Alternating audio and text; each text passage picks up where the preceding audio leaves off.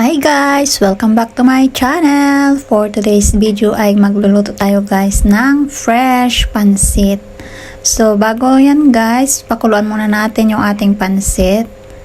Ayan. Mga 2 to 3 minutes lang guys. At pagkatapos mapakuluan natin yan, ilagay lang natin siya sa strainer. I-strain lang natin siya guys. And then, i-set aside natin.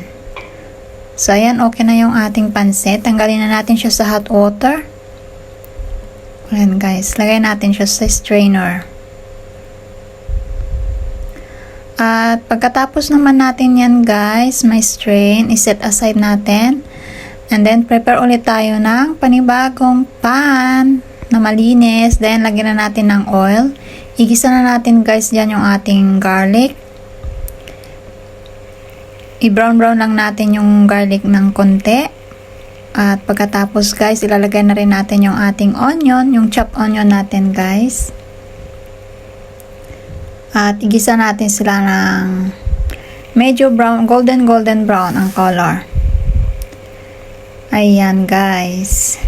Madali lang itong lutuin sa umaga, sa pang breakfast. So ayan, pwede na siya guys. Ilalagay na rin natin yung ating chicken. Chicken lang nilagay ko ngayon guys.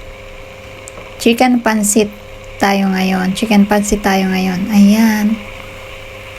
Hindi ako nakabili ng kikiam or fish cake. Masarap din yun ilagay guys. Gisa lang natin konti yung ating chicken kasama yung ating garlic and onion.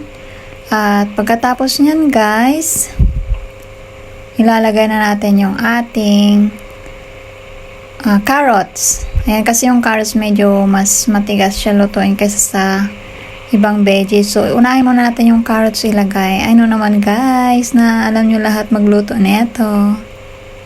Ayan guys. Ito yung way ko magluto ng ganito guys. Maraming way paano lutuin ang pansit. So, maglalagay na rin tayo ng soy sauce. Tansya-tansya ko na lang yan, guys. Kasi alam ko na yung taste nila dito. Yung lasa ng food nila dito. So, lalagay din tayo ng oyster sauce. At, syempre, maglalagay din tayo ng dark, thick, sweet soy sauce. Ayan, sweet yan, guys. Tapos, malapot siya. Mix natin guys. Ayan. Tapos, maglalagay tayo ng konting tubig. Half cup ng tubig ang ilalagay natin. Ayan, pakuluan natin siya guys. Pagkatapos ng kumulo, ayan, mix na natin. Naglalagay tayo ng magic syrup. Konting magic syrup lang guys. At saka black pepper. Ayan.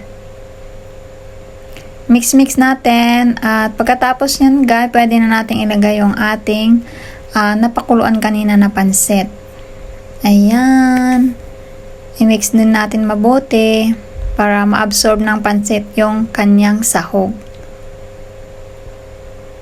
So, ayan guys, napaka-easy at bilis lutuin. Ayan, maluluto na yung ating pansit guys. Pwede na nating ilagay yung ating gulay, yung Chinese cabbage. Chinese cabbage nilagay ko ngayon.